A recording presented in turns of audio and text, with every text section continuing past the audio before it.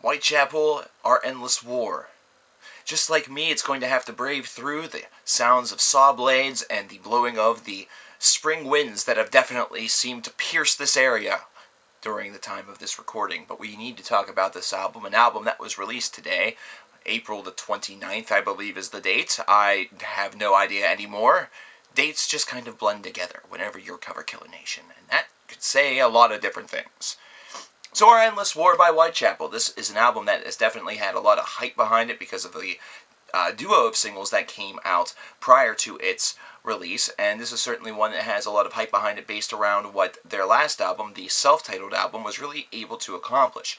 Now, with each progressive album, Whitechapel has certainly been able to grow their fan base, and it's been one where they've been able to expand their horizons a little bit more and more whenever it comes to the number of people that listen to their music, have access to their music, and really respect their music. Now, I reviewed this album a couple of years ago, and my thoughts on it weren't exactly the best out there, but that's principally because, like a lot of bands within this subgenre, I guess I just have not gotten onto the death core wagon, or the deathcore / death metal wagon, whatever. It really doesn't matter what it's called, it's just not something that I've become a real solid ground guy about.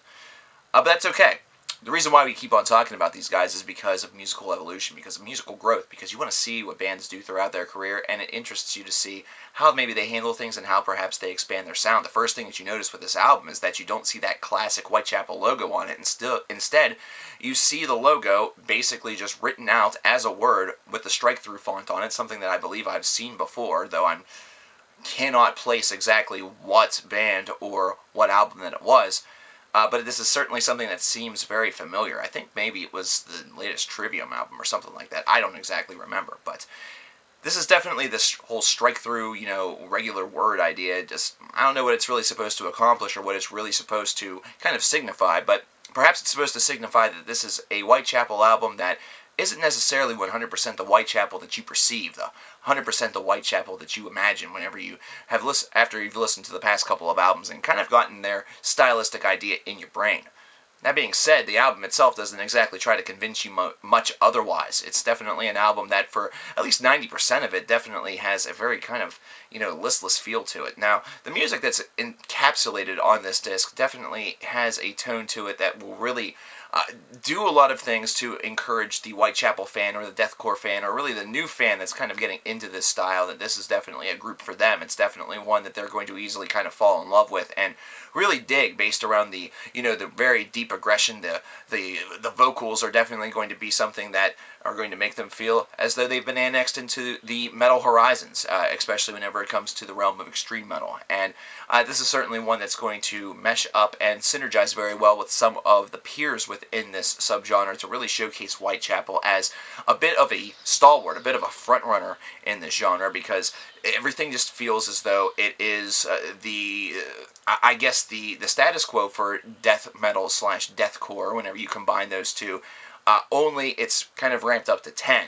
The vocals definitely feel as though they are deeper in their guttural nature. The solos, whenever you hear them, definitely have a higher tone, a better resonance to them. The songwriting feels a little bit tighter on an overall basis. But that being said, whenever you examine this on a very linear plane, whenever you examine this really from track 1 to the finale, it definitely has this air of kind of listlessness to it. It has this air of kind of nondescriptness to it, whether or not that is even a term in which we can say with, legality by the English language, who the fuck cares? It's definitely something that seems to be true.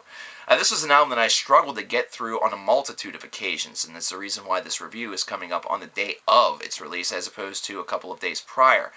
Principally, one of the biggest problems that I have with it is that if you do anything else that will really distract you from the album, it's definitely going to be something where those other things start to take priority very, very quickly. But even whenever you sit down and listen to it with nothing else on your plate, and whenever you just kind of are trying to take in everything, you're kind of lost in this little graveyard of nothingness, and it's kind of a it's a principal complaint for me because it gets a little irritating whenever you kind of listen from song to song and you're kind of waiting and you kind of have these expectations, either that or things feel as though if they're taken one certain way, it could really transform the album into something a lot more than that what it is. And whenever it doesn't happen, you kind of get a little bit let down. You kind of get a little bit disappointed. Now, that's not to say that that's going to happen with each and every individual out there. Hell no. In fact, I think that this is probably just one man's very, very, very outside opinion. However, for me, it was just kind of a rough listen until you got to Diggs Road. Diggs Road is track number 10 on the album. It is not the last track if you include the bonus tracks, but if you do not, it is the last track on the album. It's 6 minutes in length, as opposed to all of the other tracks on the album pushing the boundaries between 3 and 4 minutes to 4.5, perhaps being the longest track aside from Diggs Road. You definitely notice a difference with this track, with Diggs Road. It definitely seems like the songwriting horizons were really expanded with this one, almost as though they decided to use a different approach and use something that was a little bit new for them. Either that or something that they just decided, this was a song that just continued to grow and evolve organically until it became what it has become, should I say. This is nearly 6 minutes in length. It features decaying vocals as opposed to just your standardized guttural death metal vocals. This is something that includes some pretty decent guitar soloing. This is something that almost reminds you a little bit more of like melodic death metal as opposed to the death metal / deathcore department. Yes, it does have a lower resonance to it, which may put more people to term it a little bit closer to the sounds of modern death metal, but, that's really a debate that kind of just is as listless as the other 90% of this record, to be perfectly blunt, but it's also an argument that many people may actually have based around this track.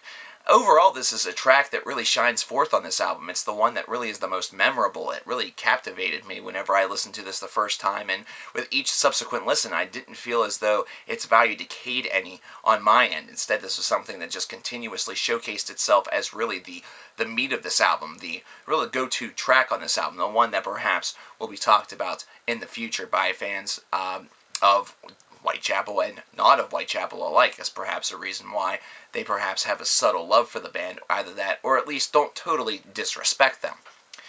One of the main things that needs to be said here is that Whitechapel's going to write music like this because this is their style. This is something where, regardless of whether or not 15 people on the internet or one person at a show tells them, hey, maybe you should do something different. I enjoyed everything else about the show except for you guys. You guys blew ass. You stank up the joint. This is bullshit. What the fuck is deathcore? Deathcore sounds gay. Leave that to... leave hardcore to hardcore. Leave death metal to death metal. Your little hybrid is just as dumb as a Prius. Fuck, I don't know. They're not going to change things based around that, and you know what? That's more power to them. This is definitely something where they don't have to, and really, it's not really to their benefit to do so. This is music that certainly has found its niche crowd. It's definitely found its population, and it's something that has been very encouraging for them and has given them a band that they kind of love. That being said, I'm still not on board with that crowd of people, and that showcases my difference, perhaps showcases a bit of my age, perhaps showcases a bit of my metal experience, all factoring together into some strange-ass triforce of me just not being able to get into Whitechapel. But that's okay. I'm still going to continue to listen to these guys and see where their career goes and see what they do with their subsequent albums. As for this one, I'd probably give it right around a 63 out of 100 because of a couple of different reasons. You might think 6.3 after saying the whole thing sounds kind of listless. That seems kind of high. Well, listlessness is one thing. The music being bad by itself is another thing. By saying something is listless doesn't mean that the music itself is bad. It just means that it seems like it's not accomplishing much. It seems as though there's a lot that has kind of been left on the table unused. And that's definitely the feeling that I get with a lot of tracks on this album, that there's a lot that still could have been said, but instead it was left silent. Diggs Road really proved that for me, considering this is a song that feels, unlike the others, to be extremely complete. It really has that nice touch to it, and really has the polish that you really expect from, perhaps, a band in this genre. Something that you would really like to hear, but the funny thing about it is that if they made every song like this, if they made and wrote every song like Diggs Road, that would be just as monotonous as well, because then that's all that they're doing there, and yeah, it's not really accomplishing anything whatsoever. It's really something where they need to find a bit of a balance between the two, something that's going to really be a nice little hybrid of both of those. Perhaps the hybrid that they need to look within is within their own sound as opposed to within two separate genres of music, but that's once again just the colorful ramblings of a delusional madman. What did you guys think about Whitechapel, Our Endless War? What did you think about the initial singles? What did you think about the rest of the album now that you've probably heard it? What do you think about Whitechapel in general? And what are your opinions on the deathcore subgenre? Do these guys really classify, or is this something where they're lumped in there because they're popular along with those other bands? Let's be real here. I'll talk to you guys next time. Thank you very much for listening and watching. Subscribe, like, comment, make your voice heard.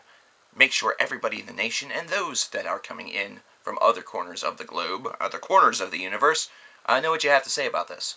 So comment below. Thanks.